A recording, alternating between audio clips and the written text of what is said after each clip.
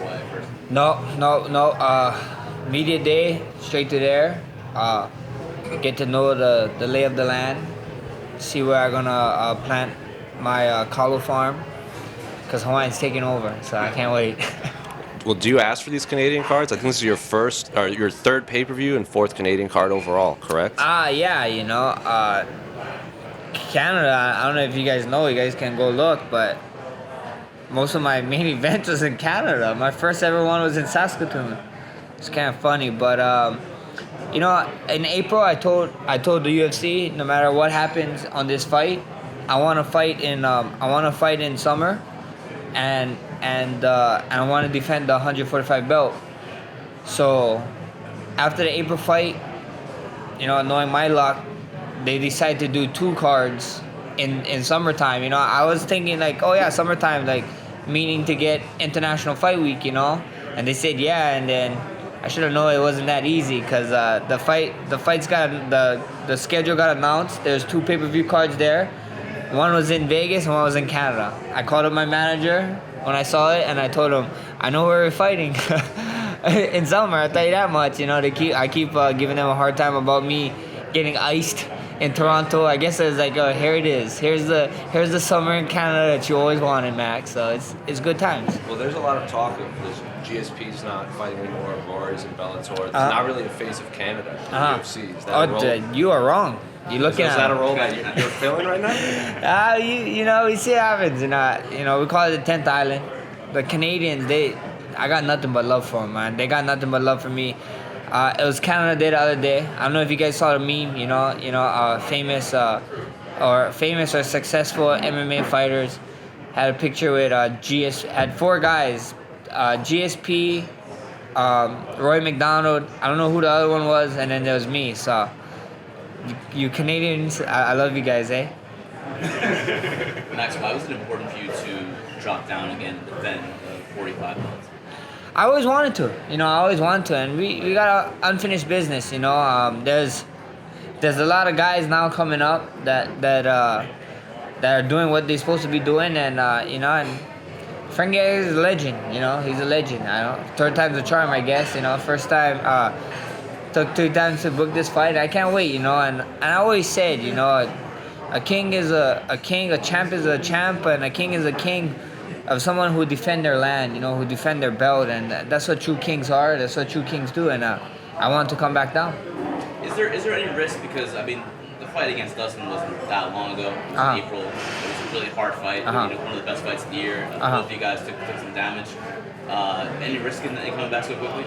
Yeah, no disrespect to Dustin Poirier, but I think he even said, some of the, when we're talking about damage, I think he even said that it might look better than what it was, you know what I mean? And I felt like I got a cut, if that knee landed clean flush, I probably would have been looking at him from my back, you know what I mean?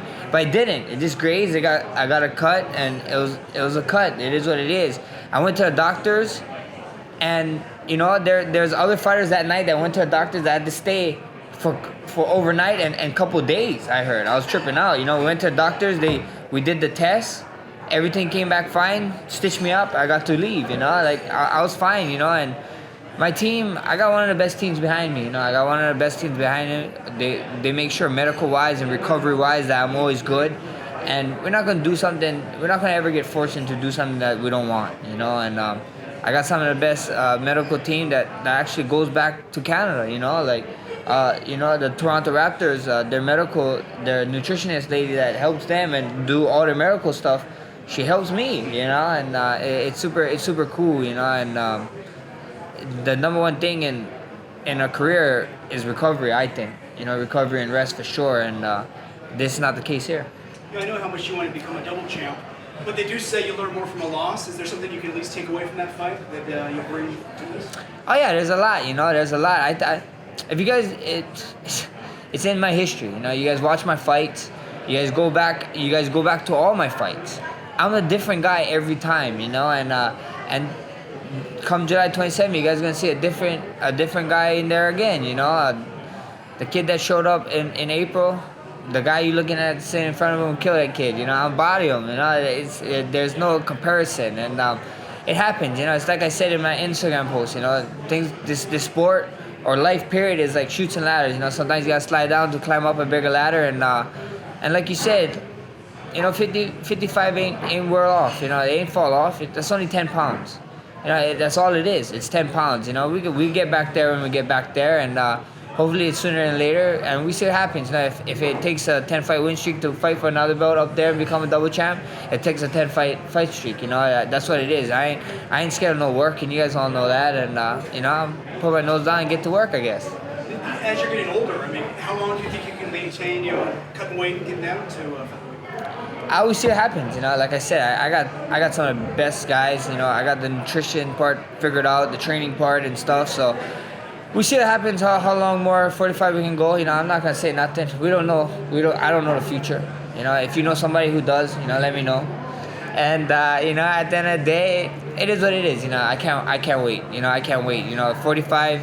Everybody give me a hard time, like, you're big. This is like, it was funny because people were saying, like, you're a big 45er. And then when I fought Dustin, people was like being like, you're a small 55er. I'm like, you guys need to make up your guys' mind. You know what I mean? Like, it is what it is, you know? So I really don't know what the future holds. You know, all I know is that I got Frankie Edgar in front of me and, you know, full steam ahead. Dustin fought at 45 before, but it's been years.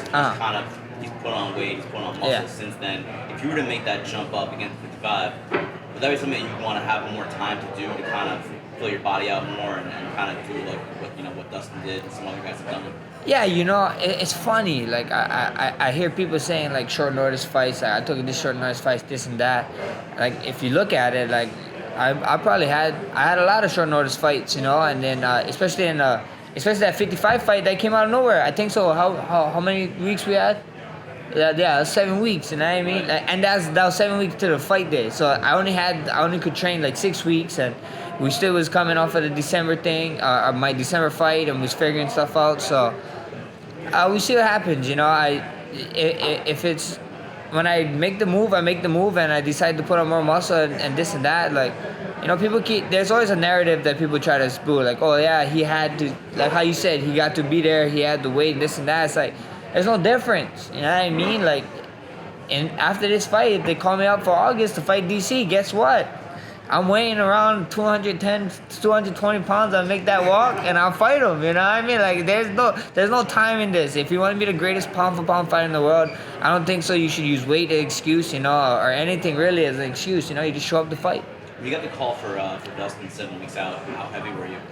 I don't even know. I don't know. I wasn't crazy heavy, but I wasn't. We wasn't even training, to be honest. When we was doing the stuff, I was like, me and my manager, me and my team actually was figuring out stuff about training wise, and we just was trying to figure out a bunch of stuff that was going on the team, you know, and trying to help my health and stuff, and move forward in that way. And then we got the call, and you know, opportunities like that you don't miss. You know, you show up. And this fight is back at 45. Is it any tougher now after doing that 55 cut to come back down all the way to 45? No, you know, I mean, my plates maybe looked a little bit like this, you know, maybe and a little bit smaller now, but that's it, you know. It comes with the grind, you know. It's just another fight at 45. So in that fight, did you feel like a 145er that just stopped cutting weight, or did you actually feel like a 155er? I felt like the man. I'll tell you straight up. I'll tell you straight up. You know, everybody be like, they keep trying to use the weight thing as an issue. I don't care. I don't care what the weight was. You know, like I felt like the man. I felt like I felt every fight. The training camp, I felt great. Everything went great. You know, it's just I didn't get my hand raised. You know how people was used to seeing it over the last 5 years. You know, and it happens. You know, it happens. You know, sometimes you gotta run into these roadblocks to refocus and re-go and rethink stuff, and you know, things happen for a reason. Obviously, that loss was something you had to deal with, but how did Mini Blast take it?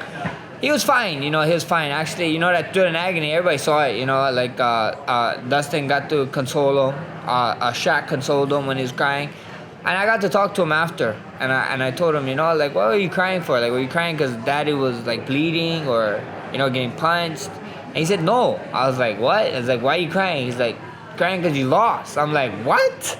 I like this, you know, like the people was giving me a hard time about a kid shouldn't be there front. Like, it's all his kid, no.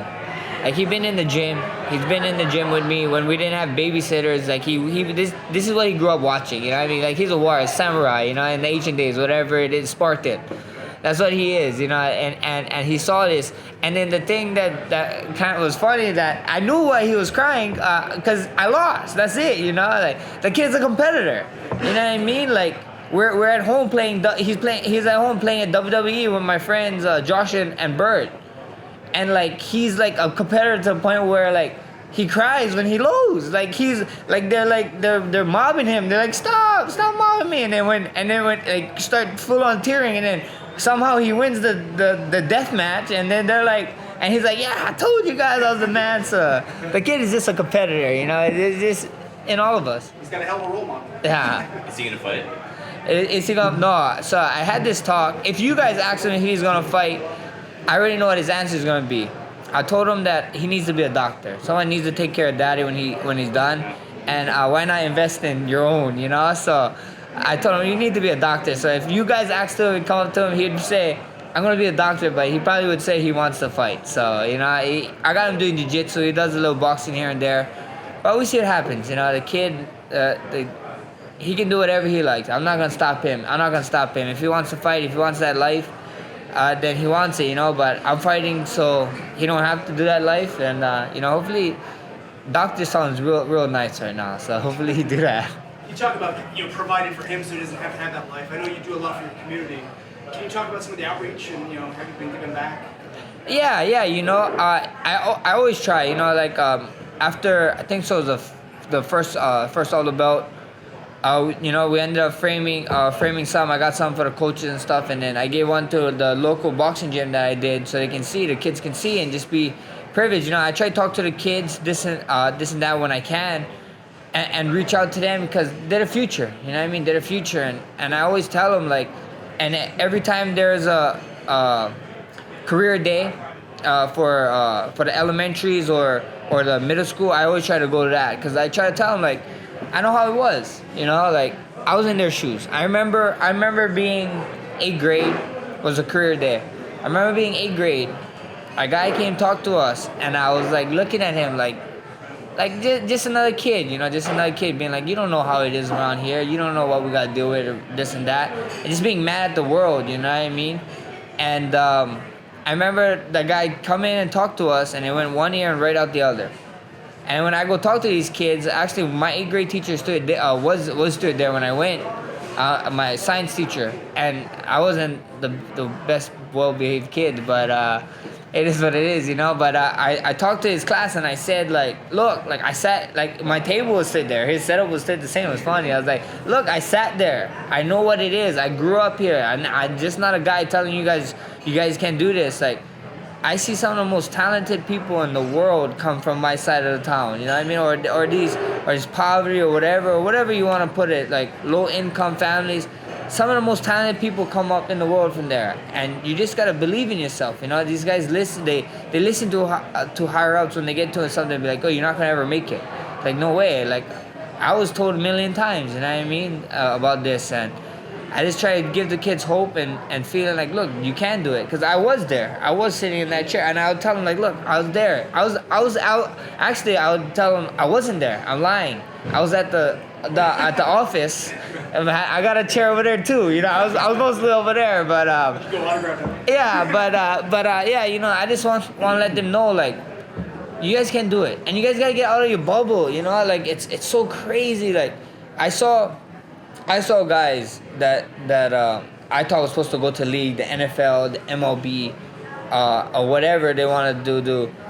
I saw them go and then they come back because they just miss home or they had girlfriend problems or something else came up or they just couldn't do it. I was like, bro, no way. You know what I mean? No way. Like, look, guys, like you guys gotta think. You guys think it's short term. Like you guys miss your guys' family, this and that. But when you guys make it, you move your family wherever you at. You know what I mean? And so I just give them hope. You know, hopefully I can give them hope. You know, I always said, when this all said and done, you know, of course I want to be remembered one of the greats. But at the end of the day, if I could change one person's life, you know, that's what it's about. You know, changing people's lives. You know, you want to leave this world a better place than when you got into it. So that stayed with me heavy. So one kid that I talked to at elementary or the intermediate came knocking on my door when I was all done and retired and say, look, Mr. Holloway, I did this because of you. Thank you for that speech. Then that's crazy. That's what I think so. That's what we all in this whole life try to do. And you just give them that hope. Just be that hope. Are you still bugging them about a UFC Hawaii? Because they're going to UFC Uruguay and all these spots. Yeah, we see what happens. I heard UFC. I hope so. UFC Hawaii happens soon. The stadium. I think so. They're gonna do some. They're gonna put a new stadium in. They're gonna start fixing the stadium. Not fixing. They're gonna knock it down and make a whole new stadium. So before they knock it down, I want to be in UFC Hawaii. We see what happens. We got the Contender Series just signed two Hawaii guys. And my boy Maki, Maki Vitoli, shout out to him. He's one of the guys. He's the most recent Hawaiian that got signed to UFC, and I'm so grateful. I'm grateful. I'm grateful for that guy. You guys think so? You guys saw something amazing. That guy he's something special. He's a big boy, 85er, but that's the kind of guy I had to deal with while I was getting ready for Aldo, not once but twice. So he's the man that got me ready for the man. To win this, the undisputed. So he's the man. You've been pretty open calling Aldo the greatest featherweight of all time. Would a win over Frankie Edgar be enough to move you past him? Never ever. It's the way you look at it, and like for me, people got different ideas about who's the greatest ever. And for me, he got the stats. You know what I mean? So like I gotta go. He got X amount of title defenses, X amount of wins, and so on and so on. So if that's the stats I gotta do, that's the stats I gotta do, And right now, I ain't even worried about that. I ain't even thinking about it. We got a lot of work to do, a lot of things ahead, and that's the main focus. Division's kind of it didn't go away, but you got like Korean Zombie came back, Volkanovski just beat Aldo. So you had a lot of new contenders. How much, even when you were at lightweight, were you paying attention to all these marquee featherweight fights? I say it is what it is. I wasn't really paying attention. Kings they focus on their villages. Making sure my villagers and everybody's cool.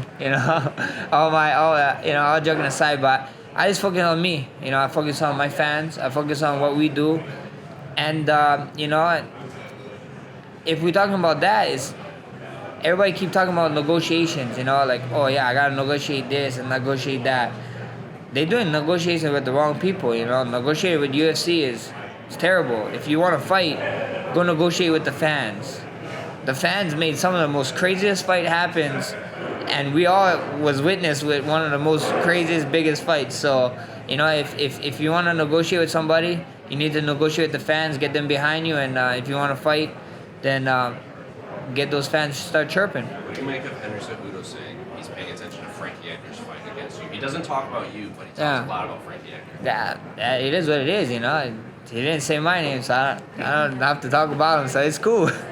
Max, were you aware that only one other champion has lost a fight in another division and come back down and successfully defended their title? Were you aware of that? No, I didn't. All the time in the UFC. No, who did it? Someone who comes from the same state as you, BJ Penn. For real? Lost the GSP. Oh, that's came dope. Back and defended the lightweight title. Well, we got a bunch of history going on with that then, And then BJ got a little bit of history with Frankie. So it's gonna be fun on that. That's good. Thanks for giving me some good energy. I just feel it now. Is there a certain mentality there that coming off the loss, you're still the champion in that division, but you're coming off a loss? Is there a certain mentality you have to come back and defend that throne? Yeah, for sure. But like I said, I told you guys all the time before, like that belt is like I'd kick this belt off the table if I could. It ain't nothing, I was a champion way before I was sitting in front of you guys. I was a champion, way before when I first got in the UFC. I knew I was gonna be a champion, and that's the way I conduct myself, and that's the way I talk, and that's the way I fight. This belt is only to let people know, like, look, I'm the undisputed guy. But I've been trying to tell people I'm the undisputed for a while now, and it's just a mindset. You know what I mean? Just a mindset. It's whatever you do. I'm sure all you guys gotta be like, I'm the best MMA reporter. I'm the best videographer. I'm the best. You know that. But that's the energy you need to wake up. That gets you up in the morning and get you ready and prepared for your job. Do you compartmentalize the two divisions at all, like the Dustin fight? Do you say like, okay, that was a different division. It's not something that I maybe did that was wrong in that fight, but just the circumstance, not what I did wrong. Do you compartmentalize that at all? Not really. You know, a fight is a fight, man. A fight is a fight. You know, that's the way I look. I look at every single fight.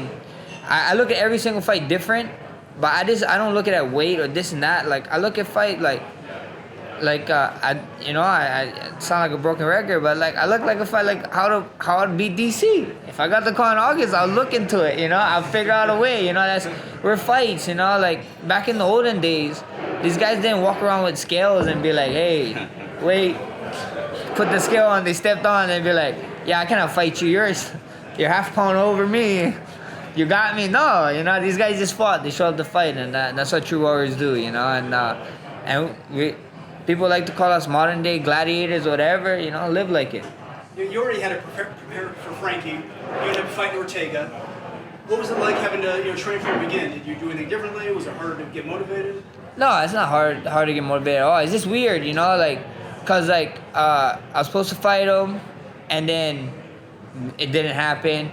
Supposed to fight him again, and then it didn't happen. So this is the first time in my career that I ever had to do that with somebody. Period. So it's not crazy hard, but you know, he gets better. You know what I mean? So all the film that you watched on him and this and that you game plan for this one thing, and then he was only to have one fight. You know, he only had one fight in between the fights we fought, and he saw my two fights. So he get to watch kind of different films and strategize and whatever. But yeah, it's just different. It's just different. But the motivation, never ever question the motivation. The boy's always motivated, and Frankie's Frankie, man. If you don't give this guy the respect he deserved, he did something that was unthinkable, unheard of in a division higher than us when he was a much smaller dude. So I can't wait. You know, these are the fights that excite me. You know, the man's a legend. The man's a legend. If he's not a Hall of Famer, he's a future Hall of Famer. If not, he's definitely a Hall of Famer in my eyes, at least. And not to be respectful. Most important question of some of this bottle cap challenge. What is going on here? How did this start? My man Earlson, you know, from Acronym. He the one. He actually did it, and then he tagged me, and he told me to do it, and then I came up with an idea. Like he always talked about how John Mayer was surprising a lot of things. And damn, did John Mayer surprise me in his kicking ability? I was tripping out, you know, and it just went crazy, you know. You see the Kendall Kardashian Bieber doing it. You just see you see cars doing it. I'm like, I just saw SpongeBob do it. I was like, what? I was like, how does SpongeBob do it? You know, that new game Borderlands did it. I'm like, what is going on? You know, it took the world by storm. So it was cool to see. You know, it's cool. It was a way to. It was more of a way of not making people watch the sport. People use martial arts, you know, and the way of like. So much people told me that, I wouldn't do it, this and that. Like, I can't do it. It looks hard. Like, try it. You don't know until you try. You know, you really don't know. And then of course you got people like, you're holding the bottle. I'm not holding the bottle. This and that. I'm like, guys, come on. We're getting too crazy now. I feel like it didn't blow up until you did it, right? It didn't really blow up big until you did it. I think, you know, Earlson is the man for tagging me. John Mayer is the man for doing it, and then Jason Statham, oh my gosh, when he did it, that's crazy, you know, and then I think so the icing on the cake of mine is that everybody just talk about how it just keeps spinning, and it just stays on, you know, everybody's wants to kick and flies off, so it's pretty cool. What do you think of McGregor's? McGregor's? Yeah, what do you think of McGregor's? Yeah, if you talk about it, you know, when I kicked it, you know, Connor's one, when he kicked it, his bottle went flying, his bottle cap went straight flying off, you know.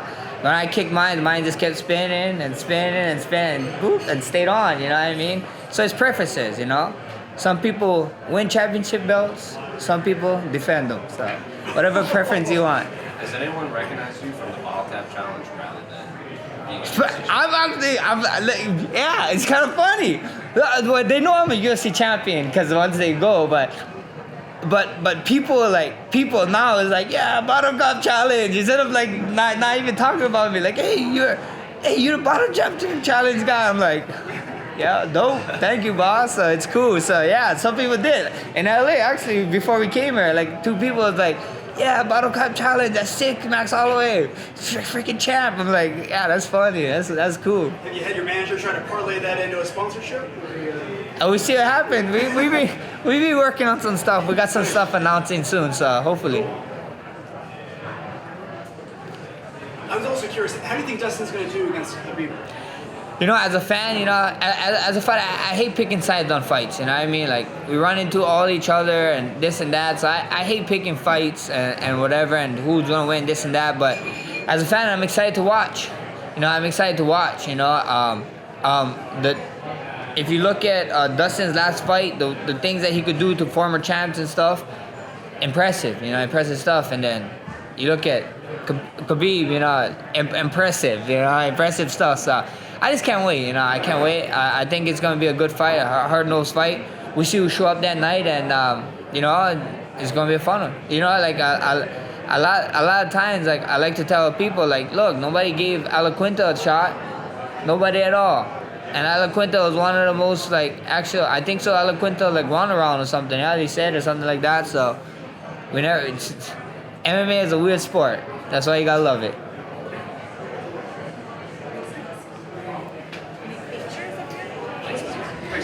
Thank you guys. No, thank you guys. Always good fun with you guys.